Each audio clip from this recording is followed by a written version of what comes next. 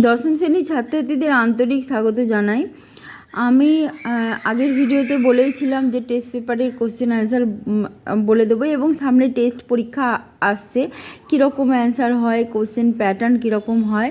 পর্ষদের টেস্ট পেপারের একটি নমুনা আমি এখানে দেখাচ্ছি। দেখো, এইখানে বাংলা কোশ্চেন আছে, এখানে বাংলা এমসিকিউ আছে এবং টোটাল নাম্বার হচ্ছে, কোশ্চেন পেপারের নাম্বার হচ্ছে 90 এবং সময় দেখে নাও 3 ঘন্টা 15 মিনিট। ঠিক আছে, আচ্ছা এবার দেখো এই যে এমসিকিউগুলো আছে এগুলোর অ্যান্সার আমি বলছি না, কারণ দেখে নাও এমসিকিউগুলো।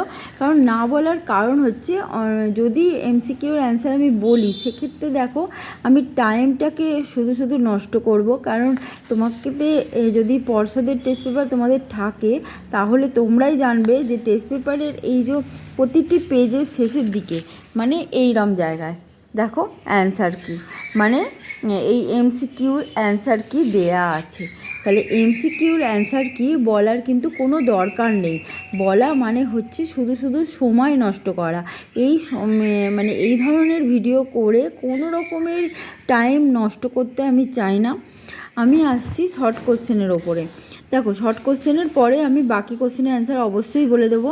আচ্ছা দেখো, এখানে বলছে কী ধরনের কোশ্চেন হয়।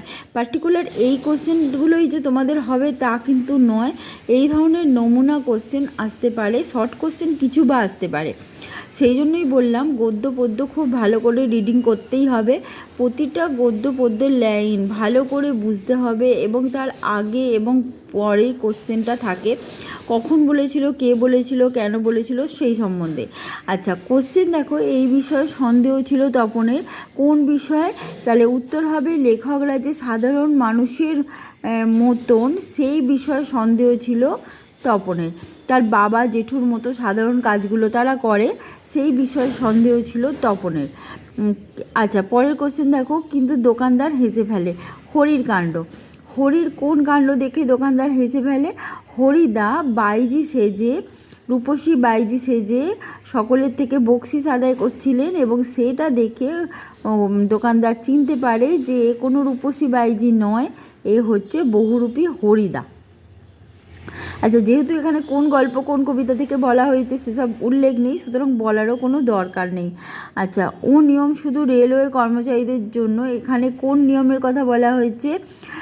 প্রথম শ্রেণীর যাত্রী হয়ে নিশ্চিন্তে যাত্রা করার যে নিয়ম সেটা হচ্ছে শুধুমাত্র রেলওয়ে কর্মচারীদের জন্য, এটা অপূর্বকে জানিয়েছিল একজন পুলিশ। আচ্ছা সেটাই যে হরিদার জীবনের পেশা। হরিদার জীবনের পেশা কী ছিল? বহুরূপী সেজে সকলের মনোরঞ্জন করা এবং বিনিময়ে সে বকশিস পেত। চমকে উঠলেন জগদীশবাবু। জগদীশবাবু চমকে ওঠার কারণ কি? বিরাগীকে দেখে জগদীশবাবু চমকে উঠলেন। জগদীশবাবু অত্যন্ত ন্যায়নিষ্ঠ ধার্মিক মানুষ।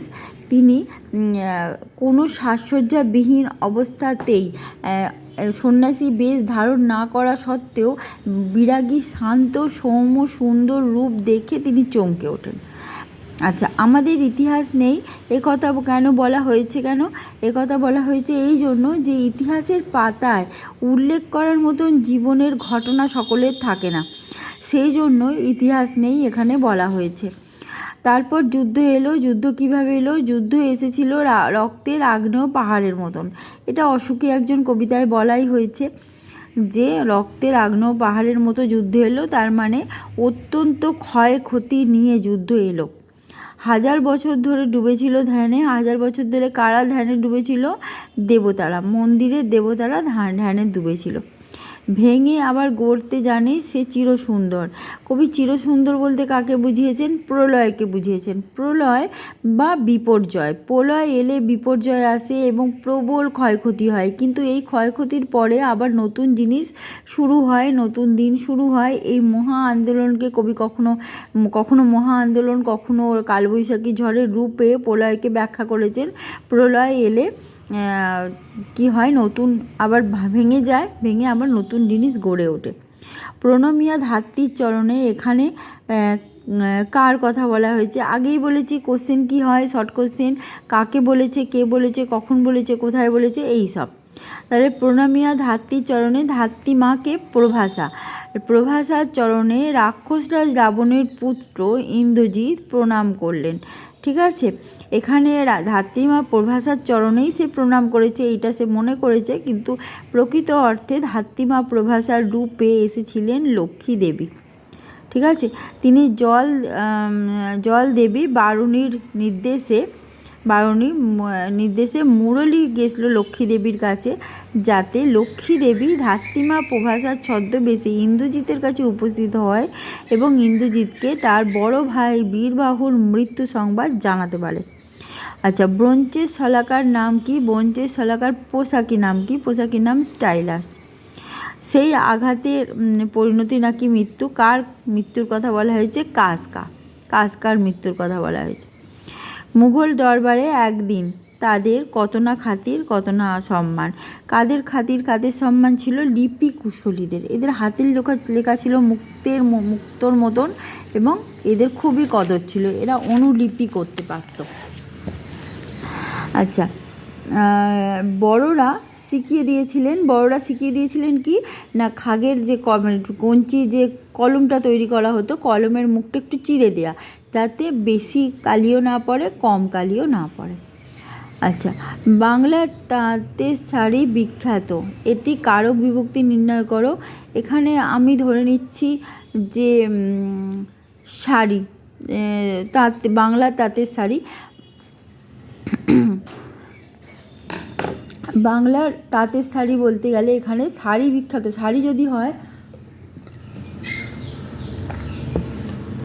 তাহলে কর্মকারক, এবং এখানে তো আন্ডারলাইন করা নেই। আচ্ছা, অ্যাক্সেস দ্বন্দ্ব সমাসের উদাহরণ। অ্যাক্সেস হচ্ছে আমি ও তুমি, আমরা, তুমিও সে, তোমরা। ঠিক আছে, অপাদান কারকে ব্যবহৃত এমন দুটি উপসর্গের নাম হইতে থেকে। অকারক কত প্রকার, কি কি? অকারক সাধারণত 6 প্রকারই হয়। অকারক হচ্ছে 2 প্রকার, সম্বন্ধপদ, সম্বোধন পদ। সম্বন্ধ পদ কিন্তু অনেক প্রকার হয়। আচ্ছা, কোন কোন সমাসে পরপদের অর্থের প্রাধান্য পায়? সাধারণত বহুব্রীহি সমাস, কর্মধারয় সমাসে পরপদের অর্থ প্রাধান্য পায় অনেক সময়। আচ্ছা, বিদায় দেহ, এবে দেহ বিধুমুখী, এখানে ব্যাসবাক্য সহ সমাসের নাম বিধুমুখী। বিধু মানে চাঁদ, বিধুর মতন মুখ যার, এখানে বহুব্রীহি সমাস। আচ্ছা, সংখ্যাবাচক বহুব্রীহির উদাহরণ। সংখ্যাবাচক হচ্ছে সংখ্যা দিয়ে বোঝানো হবে, যেটা হচ্ছে সে তারে সমাহার, এখানে দ্বিগু সমাস হচ্ছে, তাহলে বহুব্রীহি সমাস হবে 10 আনন আছে যার, 10 আনন। ঠিক আছে, সংখ্যাবাচক বহুব্রীহি। নিরপেক্ষ কর্তা কাকে বলে? যদি একটি কর্তৃকারকের পদের সঙ্গে আরেকটি কর্তৃকারকের পদ নির্ভরশীল হয়, তখন মানে একটি বাক্যের সঙ্গে একটি বাক্য নির্ভরশীল, তখন নিরপেক্ষ কর্তা হয়। যেমন তুমি এলে আমি যাব। ঠিক আছে, এখানে তুমি এলেটা নিরপেক্ষ কর্তা।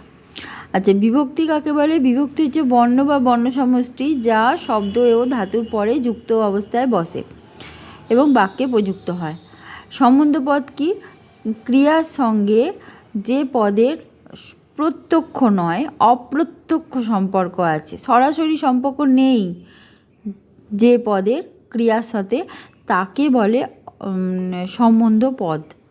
ঠিক আছে, এবং কর্তৃ সম্বন্ধ হয়, কর্ম সম্বন্ধ হয়, এটি একটি অকারক। ঠিক আছে, করণ সম্বন্ধ, অপাদান সম্বন্ধ, অধিকরণ সম্বন্ধ এসব হয়। আচ্ছা, তার মানে 5টা সম্বন্ধ পদ হয়। আচ্ছা, এবার দেখো বলেছে যে নির্দেশ সহ কম বেশি 60টি শব্দে প্রশ্নগুলোর উত্তর দাও। আমার তাতে যে ঢং নষ্ট হয়ে যায় বক্তাকে, তিনি কেন একথা বলেছেন? বক্তা এখানে হরিদা, তিনি বহুরূপী গল্পের প্রধান চরিত্র এবং তিনি এই কথা বলেছেন তার বন্ধুদের। তিনি জগদীশবাবুর বাড়িতে বিরাগী সেজে উপস্থিত হন। প্রকৃত অর্থে সন্ন্যাসী কী রকম হন, কী বৈশিষ্ট্যের অধিকারী হন সেটা বোঝানোই ছিল তার উদ্দেশ্য। কিন্তু তাকে জগদীশবাবুকে অনেক উপদেশাবলী দিয়ে তিনি যখন সেখান থেকে চলে আসেন, তখন জগদীশ চলে আসছিলেন, সেই সময় জগদীশবাবু তাকে বকশিশ দেন অনেক টাকা, এবং সেই টাকা সে নিতে অস্বীকার করে। কারণ অস্বীকার করেন এই জন্য যে বিরাগী বা সন্ন্যাসী যেই হন না কেন তিনি সর্বত্যাগী হন, তার অর্থের প্রতি লোভ থাকা কিন্তু উচিত নয়। সেই জন্য যদি তিনি অর্থটি নিতেন তাহলে তার ঢং নষ্ট হয়ে যেত। ঢং মানে সে যে বিরাগী, সে যে অভিনয়টা করছে সেই অভিনয়ের স্বরূপটা নষ্ট হয়ে যাবে, সেই জন্যই তিনি এই কথা বলেছেন। আচ্ছা, আমি বাবু ভারী ধর্মভীরু মানুষ, এটা বক্তা হচ্ছেন গিরিশ মহাপাত্র। তিনি বলেছিলেন অপূর্বকে বলেছিলেন, এবং এই জন্য বলেছিলেন তাকে পুলিশ ধরেছিল এবং তাকে মনে করেছিল সে পলিটিক্যাল সাসপেক্টেড সব্যসাচী মল্লিক, এবং তাকে সেই জন্যই জেরা করছিল এবং তার সাজ পোশাক খুঁটিয়ে তদন্ত করছিল, তার যা কিছু আছে সঙ্গে সেগুলো নিয়ে তদন্ত করছিল, সেই জন্য সে ভয় পেয়েছিল। তাই একথা অপূর্বকে জানায়, অপূর্বকে সে থানায় দেখতে পেয়েছিল এবং পরবর্তীকালে স্টেশনে সে দেখতে পেয়ে এই কথা বলেছিল। অদ্ভুত বারতা জননী, কোথায় পাইলে তুমি? বক্তা এখানে রাক্ষসরাজ রাবণের পুত্র ইন্দ্রজিৎ, এটা অভিষেক কাব্য থেকে নেওয়া হয়েছে। কোন বার্তার কথা অদ্ভুত মনে হয়েছে? কারণ নিঃসারণে মানে রাত্রিবেলার যুদ্ধে ইন্দ্রজিৎ রাম লক্ষ্মণকে পরাস্ত করেছেন, তাহলে রাম লক্ষ্মণ কীভাবে তার অগ্রজ ভাই বা বড় ভাই বীরবাহুকে মারতে পারেন, নিহত করতে পারেন, সেটা শুনে ইন্দ্রজিৎ খুবই বিস্মিত হচ্ছেন, এবং তিনি সেই জন্যই এই বার্তাটা যে ধাত্রীমা প্রভাসা তাকে বার্তা দিতে এসছেন যে বীরবাহু মারা গেছেন, এটা খুবই অদ্ভুত। এবার মহানিশার শেষে আসবে উষা অরুণ হেসে। মহানিশা মানে হচ্ছে মহানিশা কি প্রশ্ন করা হয়েছে। মহানিশা হচ্ছে মহা অন্ধকারকে মহানিশা বলে, এবং অন্ধকার মানে হচ্ছে এখানে অন্ধকারময় পরিস্থিতির কথা বলা হয়েছে। এতটাই পরাধীনতার গ্লানিতে ভারতবাসীর জীবন এমন কণ্টকিত হয়ে গিয়েছিল, ব্রিটিশ অত্যাচারে লাঞ্ছিত ভারতবাসী এতটাই দুর্দশার মধ্যে দিন কাটাচ্ছিল যে সেই দুর্দশা মহানিশা বলে মনে হয়েছে, এবং কবি তখন সেখানে মহা আন্দোলনের কথা বলেছেন, মহা আন্দোলনেতে সকলকে আহ্বান জানিয়েছেন। তা এরপরে বলেছেন এই উক্তির মধ্যে দিয়ে কবি কী বলতে চেয়েছেন যে মহানিশার শেষে উষা অরুণ হেসে আসবে। মহানিশার শেষে রাত্রি শেষ হবে, রাত্রি মানে দুর্দিন শেষ হবে, ভারতবাসীর দুর্দিন শেষ হবে এবং নতুন সূর্য উঠবে, যেটা হচ্ছে স্বাধীনতার সূর্য। দেখে নাও। এবং আরও একটা কথা বলি, যারা ভিডিও দেখছো তারা অবশ্যই সাবস্ক্রাইব করে নিও। ভিডিও একবার অন্তত দেখো, যদি দেখে ভালো লাগে তবে কিন্তু সাবস্ক্রাইব করতে ভুলো না।